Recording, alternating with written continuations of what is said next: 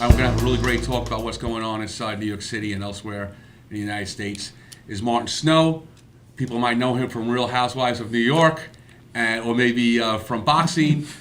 He's a born and bred New Yorker, true blue New Yorker, and he's got a lot of opinions about what's going on as a business owner and a resident of the city. We also have Bob Mladinich on. Bob is a retired cop and an author. He wrote the book Case Files of the NYPD. Here it is. Go to Amazon right now and buy it. I'll allow you to stop watching the episode. You could pause it and go to Amazon, buy the book, and come back and watch it. It's a really great book, and you should definitely pick it up. Got a lot of great stories about some famous cases here in New York City. Like we always do, we start our episode remembering those officers who've been killed in the line of duty across the United States. There are two this week. We get this information from the Officer Down Memorial page, which is odmp.org. On August 1st, Correction Officer Dan Oakes of the Yakima County Department of Correction, that's in the state of Washington, he died of COVID. And on August 9th, Police Officer Sheena Day Yarborough Powell of the Beaumont Police Department in Texas, she died in a motor vehicle accident. We do remember those officers and honor them and cherish their memories and appreciate their heroism. And if you'd like to read more about them, please go to odmp.org. So, Martin and Bob, we're in a strange place here in New York City these days. Yes, underground bunker. Yeah. Martin, you're a business owner here in New York. I'm a business owner. I've been a business owner since 1997. And before that, I was a fighter and a trainer and a lifelong New York guy. You grew up in Brooklyn, like I did. I grew up in Brooklyn. I went to high school in Manhattan and college up in the Bronx. So I've kind of taken that journey up and then back down to the city. So I'm going to mention a high school you went to. All right. Our Catholic New Yorkers will know this high school. Yes. Other people might not. That's but this good. might be the most exclusive high school in America. It is one of them. Martin went to Regis High School. Yes. Which you got to be a freaking super genius to get into. Or so you very are crafty. a freaking super genius. No, I was very crafty. I learned how to sit next to the smart kids and get what you get for a number. These are the things you learn in a Catholic school. See, Catholic school is great for boxing because one of the things you learn from the nuns is you can't hit a nun. If you hit a nun, it's a mortal sin. You go to hell. If you make a miss, it's a venial sin. So I'd be like, come on, sister, like that. So especially if the principal's name was Sister Joe Lewis. So you really had to be on your toes. So this is where we learned how to be intelligent, how to outsmart everybody else. So I learned this from the nuns. So, but Regis is it was a great high school. It was a great high school. I think it's, I like to say this to people so they don't think I'm as dumb as I look. Now, you had Jesuit training because not only did you go to Regis, but then you went to Fordham University. Yeah, Fordham. Yeah. A lot of Jesuits, 8 years of Jesuits, 8 years of nuns. So I really sharpened up my game.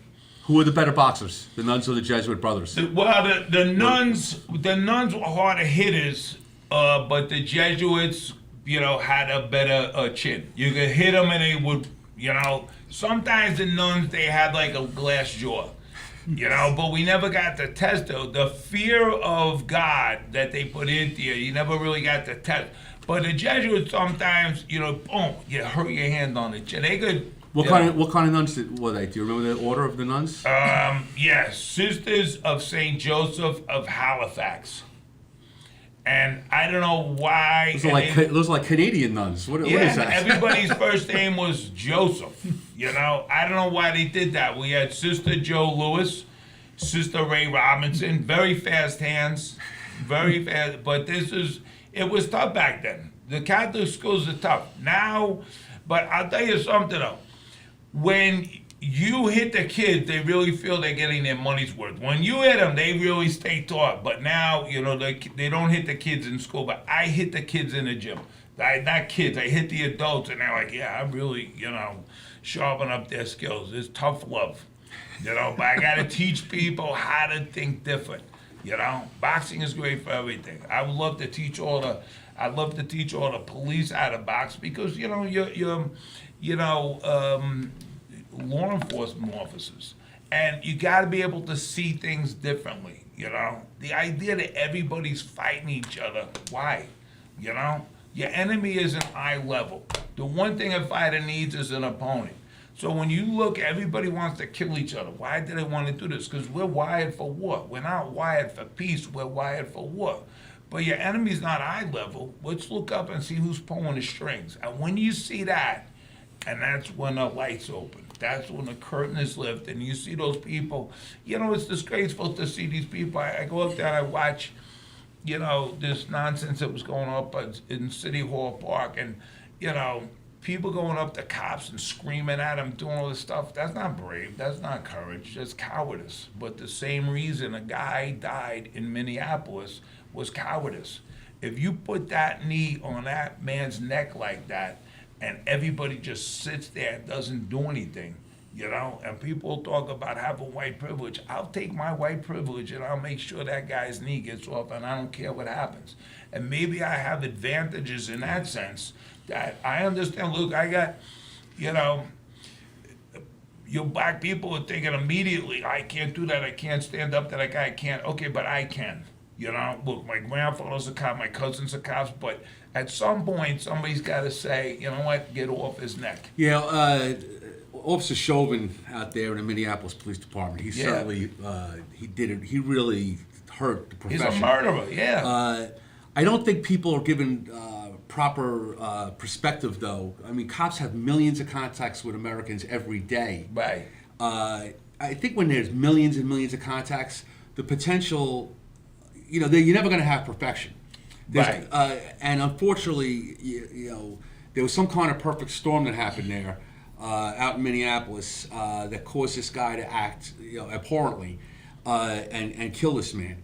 And unfortunately now, like everything, like we talked earlier before we came on the air about Atlanta. Yeah. That killing in Atlanta, if you watch that whole tape, I was a sergeant when I was in a job. Those cops were like engaging that guy. They weren't being belligerent to him. They were having a conversation with him.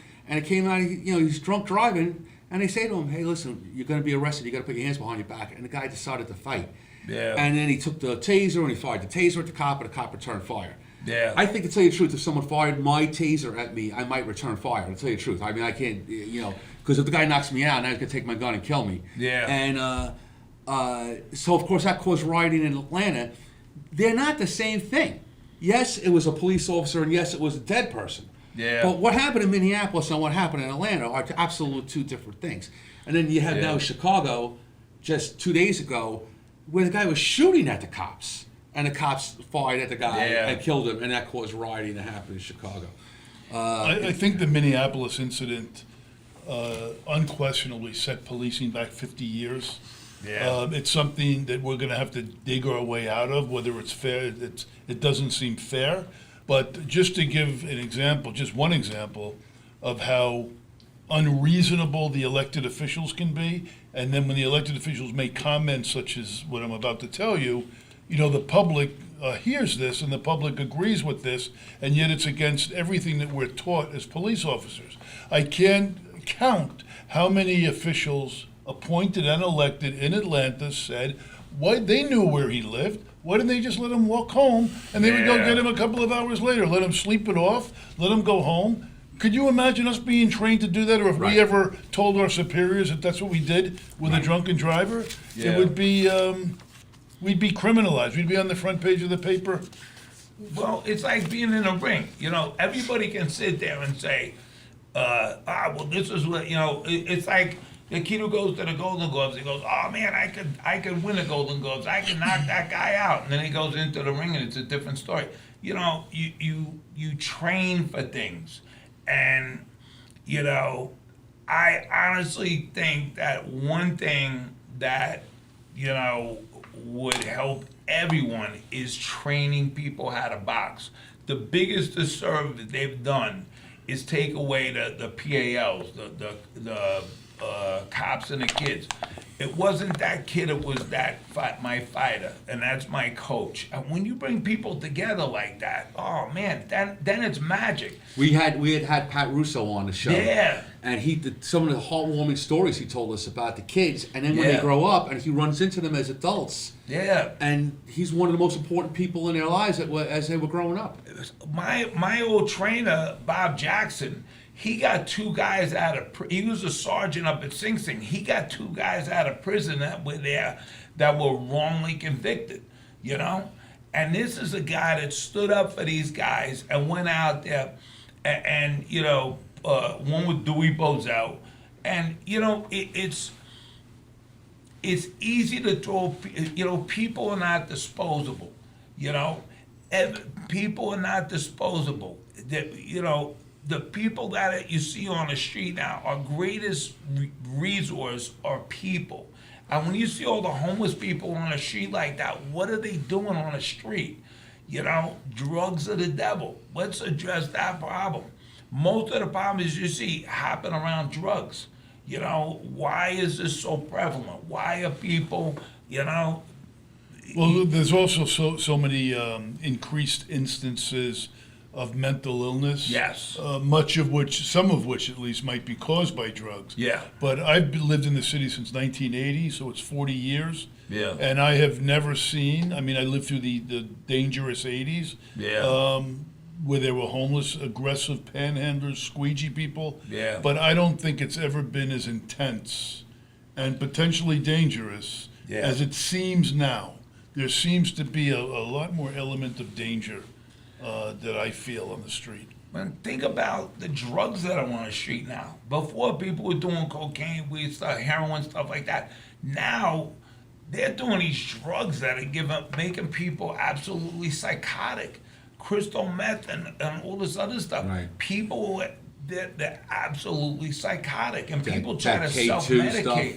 Yeah, look at, you know, you go out to Staten Island, how many Staten Island kids are now on heroin because they get prescribed, you know, Oxycontin, and then when they're off it, you know, we have this, you know, tranquilized population, and now, you know, since this COVID thing happened, you have a lot of people that were like tranquilized on drugs, and now when they're off the drugs, now they're, you know, you have people who are mentally ill, but now they're going cold turkey, and they're being aggressive. One guy started with me, I'm like, dude, I'll kill you. Stop, I'll kill, you know, I gave the guy money a few times, and one time I didn't have money, and he starts, you know, and then I would go to a store and say, listen, I'll buy you something. No. And this guy started like swinging. I'm like, dude, I can kill you. You realize this. Knock it off. You know? Is this by the boxing club? Yeah, it's crazy. And I know I'm like the shop steward for the homeless guys. I know all the homeless guys. They all know me. They all got my back. They all, you know, all these guys. And they'll say, what are you going to be? You know? I have great rapport with the homeless people, you know? This is, you know, the people that live on the street, why are they living on the street?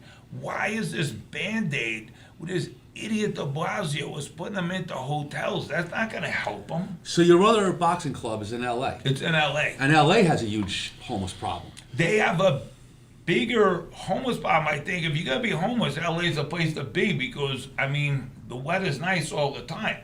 And, but out there, you know, it's the same problem. It's like people, you know, it's so condescending to tell people you can't do something, so we have to do it for you. It's absolutely condescending. Everybody, you know, and I always tell people, your biggest fear is not getting hit, it's hitting somebody else. Everybody knows what they can't do. What they can do is what scares them.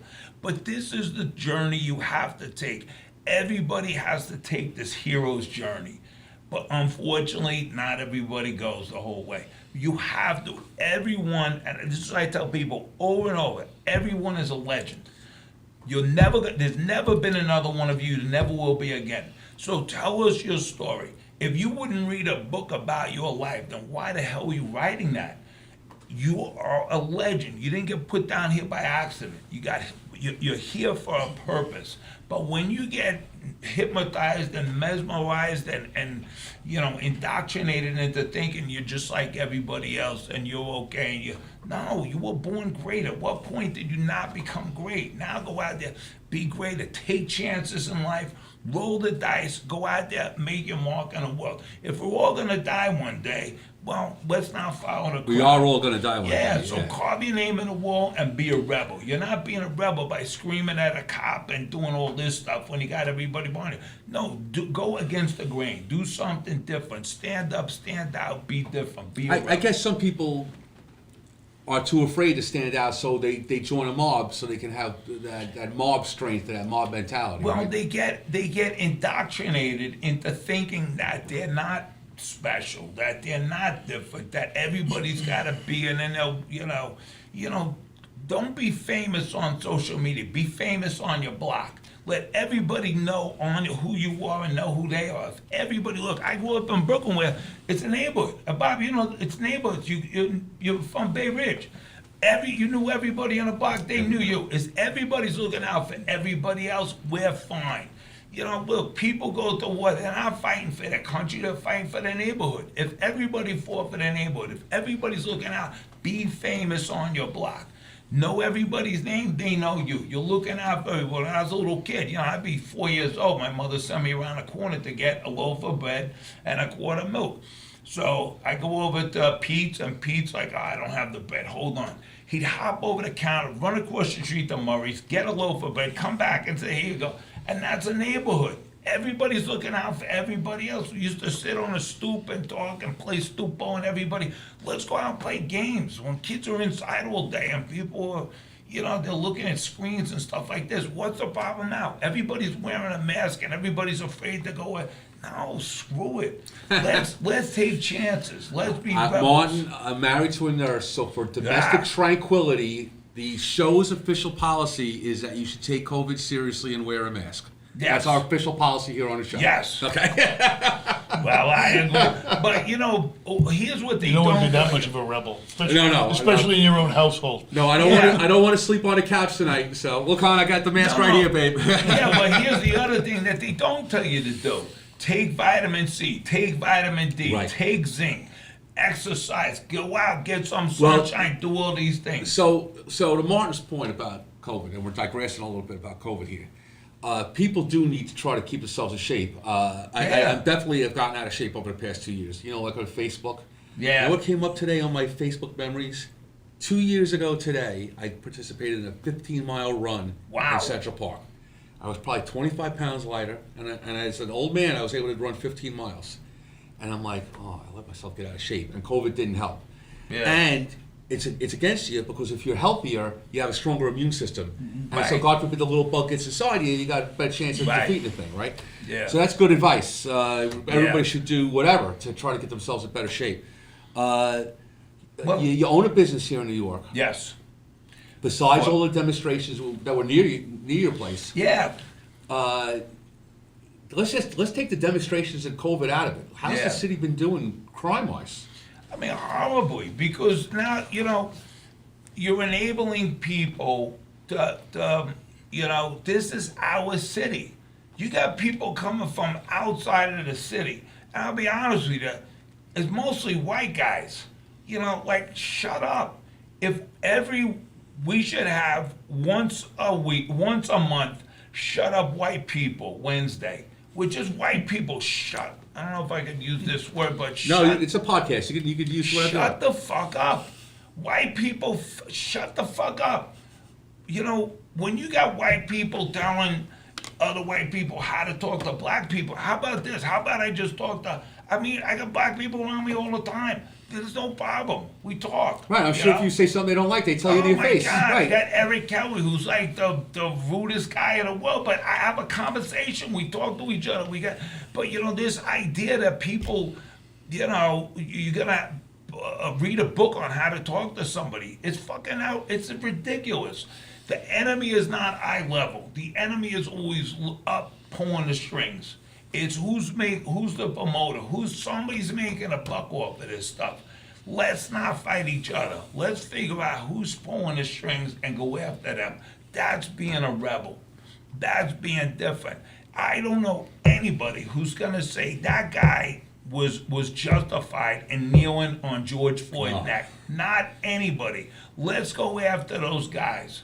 Let's find out who the enemy is. You know, the enemy wears many different disguises. But when people fight each other, who's winning? Yeah, I see in Minneapolis, homicides are way up. They're defunding their police department. Yeah. Well, they're disbanding, not just defunding. Oh, they're yeah, right. They're disbanding. voting to Yeah. disband it, right. Yeah. And who's doing it? Gutless white guys. Right. It's like, look at that. Well, Look at the mayor. So the neighborhood you grew up in, Flatbush, Yeah. probably has transitioned to be an African American or like a Caribbean neighborhood, probably, right? Are you in that part of Flatbush or is Well, further east? where I grew up, I mean, it Because was. Flatbush is probably the biggest neighborhood in Brooklyn. Yeah, so. Size-wise. Right, but where I grew up, it was pretty much average Italian Jewish. Okay. And I was fortunate. My mother was a school teacher at the time, and she enabled us to have a great variety. Is your mom still alive? My mother passed away in I'm 2000. sorry. Yeah, but they named a school afterwards where I went to school. It used to be a Lady Help of Christians, and they renamed it the Jones Snow School. So when we walked there, it's crazy. 8 years we go there, and they had a statue of Mary. And now they got a picture of my mother. So, but my mother was very well loved and respected. And it was District 22. And, but my mother wasn't, people educated her. We had a great diversity in our group, and it wasn't like just stick to your kind and don't know. You have to, the greatest thing in the world is boxing. Boxing gyms, there are no races in a boxing gym. There's no religion, there's no race, there's no gender, it's everybody. Boxing is the most accepting place in the world. When you step into the ring, you kill your ego. And every time you kill your ego, someone bigger comes back from the dead. So I think Bob and I might say that the police force is the most accepting place in the world. You Yeah. can be gay, straight, black or white, Right. man or woman. If you show up when I'm on the radio calling for help, Yeah. you're my family. You're my Absolutely. family, and I Yeah. love you. That's the bottom line, right? Yeah. I think people underestimate the racial and ethnic camaraderie in the police department. They think it doesn't exist. You read these op-ed columns all the time, and it talks about the division within, and that's just, nothing could be more untrue. You can walk out at these demonstrations, you'll see cops of all ethnicities Yeah. leaning on the sawhorses, and they're all laughing and Right. joking Yeah. and carrying on. Right. And it Busting doesn't each other's matter- chops. Yeah. Yep. Breaking balls is Breaking- probably the greatest activity of cops on post. But here's the problem. That story does not sell newspapers, and it's all about the money.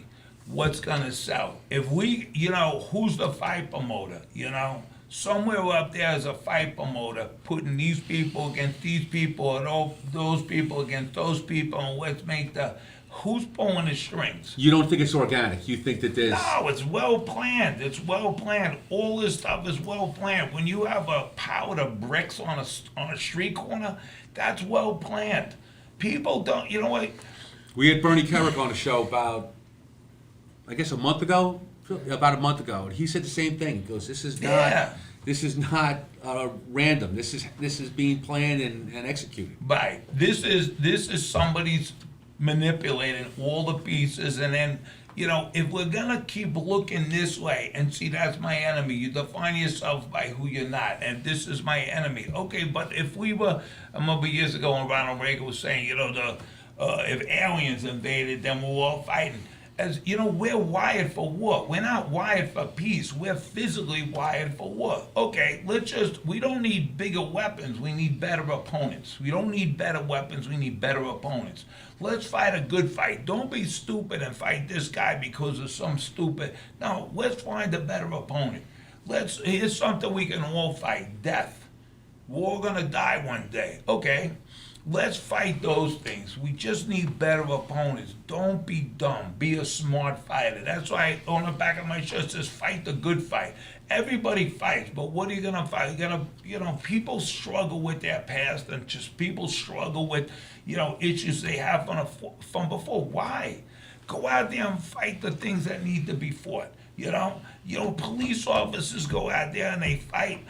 They fight a good fight. You're always gonna get people who are self-serving and self-interested, and they don't. Look, I'm Catholic. I still go to church. I went to Catholic school 16 years, but when you hear the stories about these priests that did horrible things, right? Do I throw up my hands and say, well, I'm gonna quit the church? No. We're gonna get them to quit the church. Let's get them out. What are we gonna do? Shut down a police department because you had these people to? No. Let's get them out.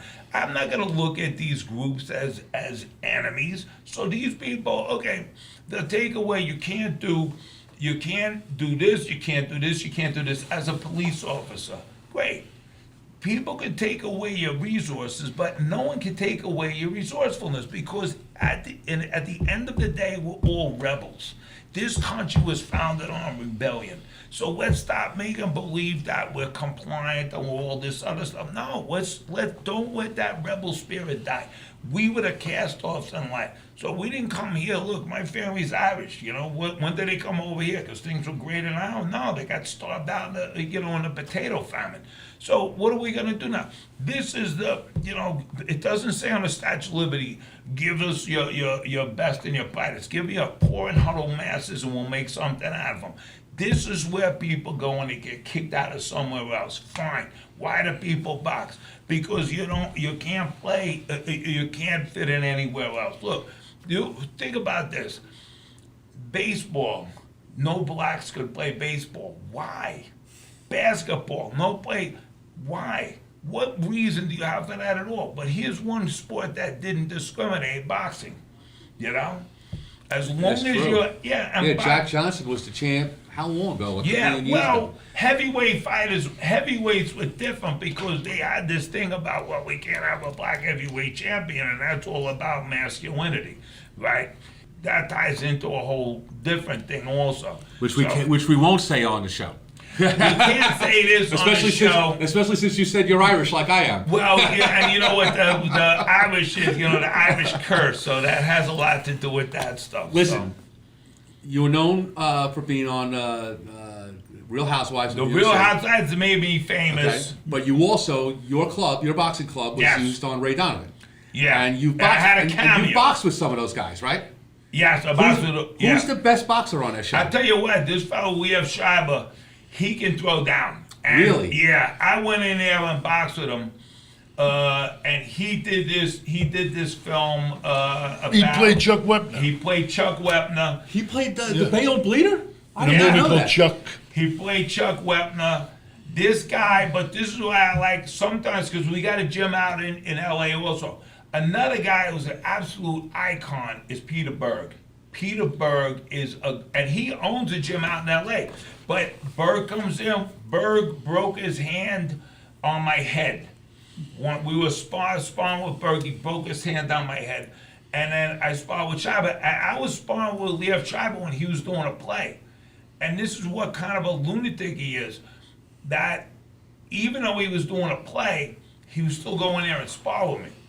And, Marlon Brando with the broken nose, that became kind of his signature. He got a broken nose backstage while they were, when he wasn't on stage, he would spar with the stagehands, and one of them broke his nose during the play.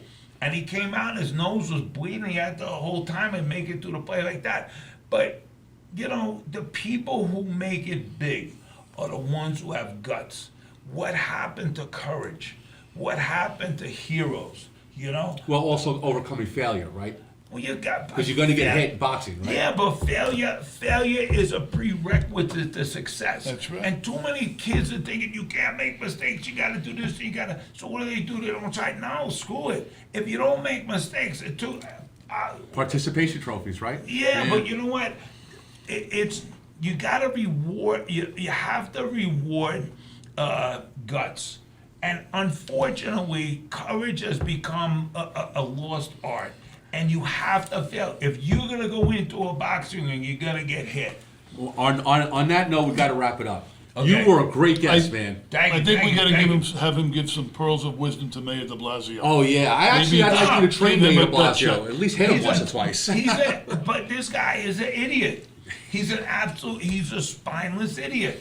I wish the guy just show some kind of guts. The problem with politicians is they want, you can't be the coach of a football team and listen to the crowd. What should I call? What play do I call? No. Agreed. You got to be a leader. Have guts, have courage. What happened to that? Martin Snow, you were a Thank great you guest. very much. Well, thank thank you very much. You're a great host. Bob Mladinich, your book Buy Bob's is book. Case Files of the NYPD. Great book. What's your gym again? It's the Trinity Boxing Club. It's over there on Duane Street, and we got a place out in West Hollywood in LA. Outstanding. And boxing seems like a pretty religious experience. Boxing is it's a Jesuit experience. It's a mystical experience. Thank you very much for being on our Thank you show. very much. And thanks for watching, everybody.